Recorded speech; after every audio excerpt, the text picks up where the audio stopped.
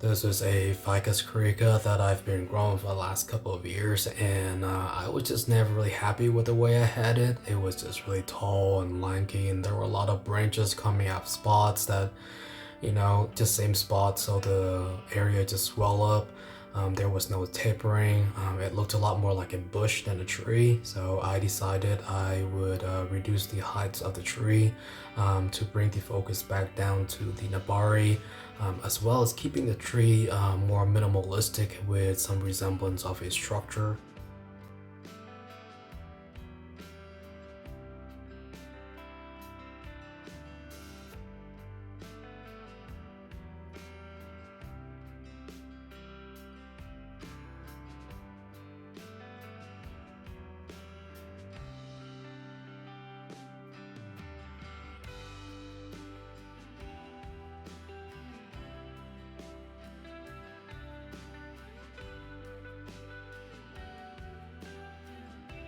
Anyway, guys, I think this is a good start to a better tree.